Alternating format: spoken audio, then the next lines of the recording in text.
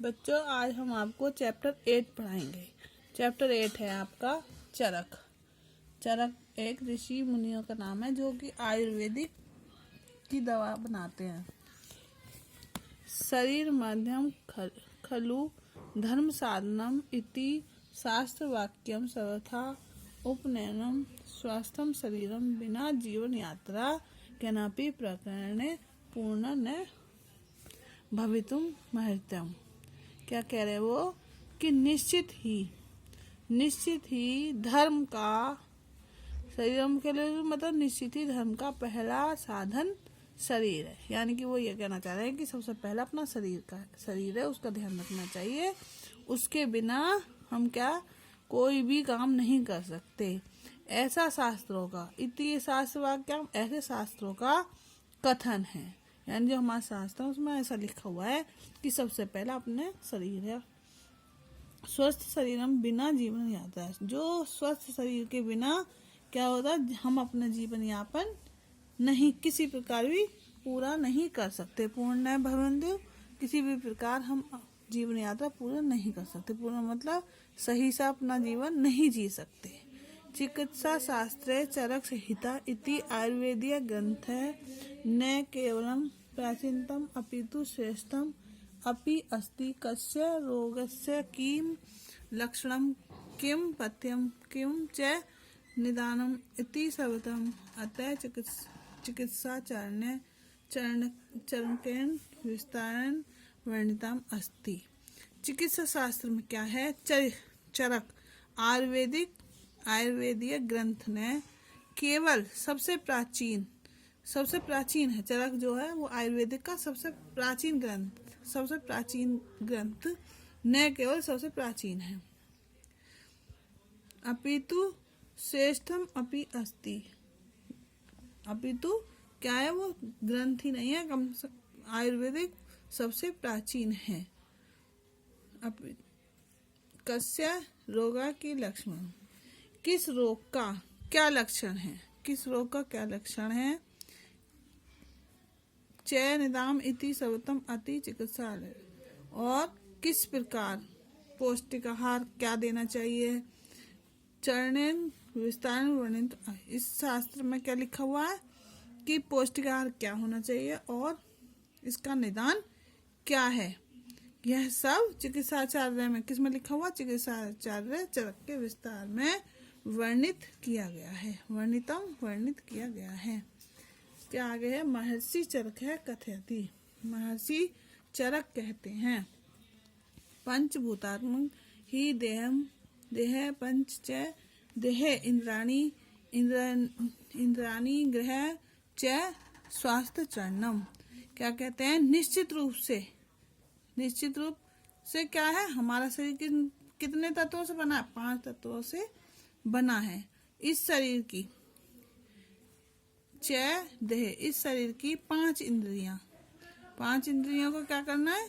5 इंद्रियां हैं और इंद्रियों को वश में रखना किसके हाथ में है? हमारे स्वास्थ्य के हाथ में है। इंद्रियों को वश में जब ही तो रखेंगे हम जब स्वस्थ होंगे। इसलिए हम इन 5 इंद्रियों को कंट्रोल में रखना किसके हाथ में? हमारे स्वास्थ्य के हाथ में। अपि च बात पित्त कफ इति त्रय दोषा शरीरम, और भी बात क्या है? बात पित्त कफ आदि शरीर के क्या है? 3 दोष हैं। त्रय दोषा शरीर के 3 दोष हैं।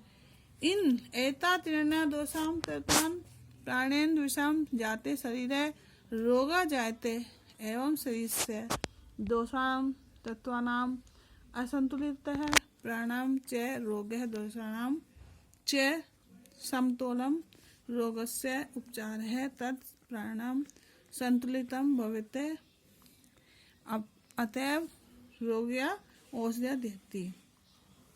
ये दोष जो हैं क्या हैं? शरीर में रोग पैदा करते हैं। ये दोष जब हो जाते हैं, शरीर में बीमारी हो जाती है तो क्या होता? रोग पैदा हो जाते हैं।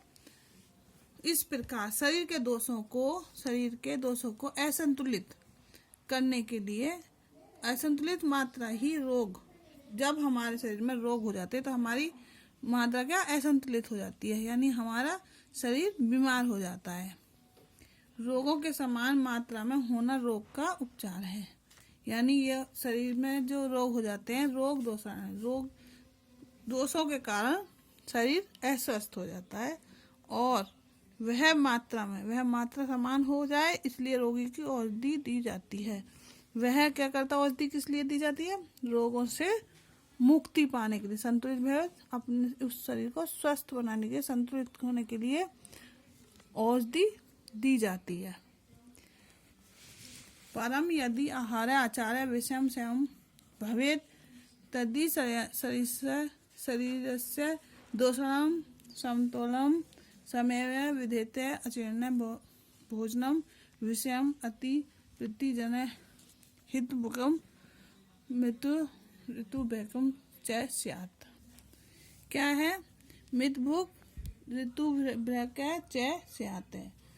इसमें क्या बताया है कि यदि हमारा आचार विचार या आहार विचार विषय से अगर सही है तो क्या है, शरीर के दोष भी समान यानी सही रहते हैं। स्वयं विदिते, शरीर के दोष भी अपने आप खत्म हो जाते हैं। अगर हमारा रहने का ढंग या भोजन हमारा या कार्य करने का ढंग सही होता है तो हमारे शरीर के दोष भी समान हो जाते हैं यानी सही हो जाते हैं। अजीर्ण भोजन वैश्यम, इसमें क्या है, अगर आपको अपच यानी कब्ज, अपच मतलब जो खाना आपका नहीं पचता है उसकी बीमारी है, अतः प्रीतिजन ऋतु भैक ऐसे, तो उसके अकॉर्डिंग ही, उसके अनुसार ही हमें क्या करना चाहिए, उन लोगों को अपने हितकारी, हितभुक मतलब अपने हित, अपने अच्छे के लिए सही भोजन करना चाहिए, जो नुकसान न दे ऐसा भोजन करना चाहिए।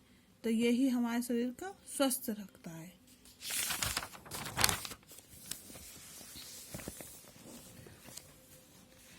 मन शरीर च अन्योन्य आश्रम स्वास्थ्य रक्षाय न केवलम शुद्धम आहारम स्वयं वायुम स्वच्छ वायु है निर्मलम जलम यथोचित व्यायाम अपितु चित्तस्य बुद्धि अपि अपेक्षित भक्ति अतः सदाचार अनिवार्य संयम च स्वास्थ्य चरणम।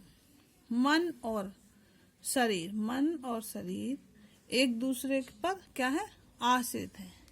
आश्रित कैसे कि मन से अगर हम अच्छा खाएंगे, स्वस्थ शरीर रखने वाला भोजन करेंगे तो हमारा मन भी सही रहेगा और शरीर भी, दोनों एक दूसरे पर आश्रित है। स्वास्थ्य की रक्षा के लिए न केवल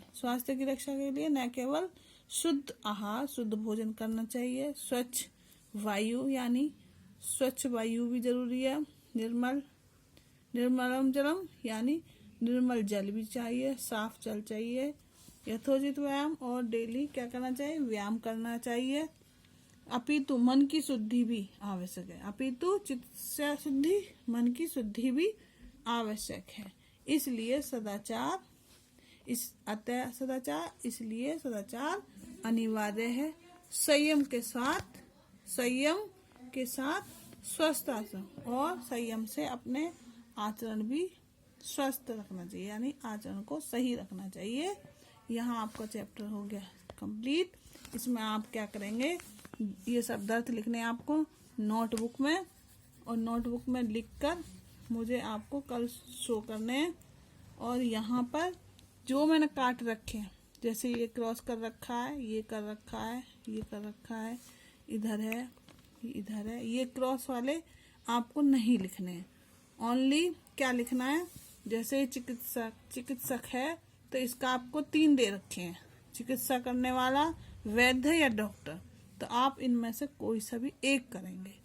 ऐसे ही बहुत सारे शब्द अर्थ हैं जिनमें 2-2 दे रखे हैं, उनमें ओनली 1 लिखना है। जैसे आपको यहाँ और भी मिल जाएंगे ऐसी कि जो 2-2 दे रखे हैं, जो 1 दे रखा है, एक ये भी है, ये भी आपको नहीं करना है।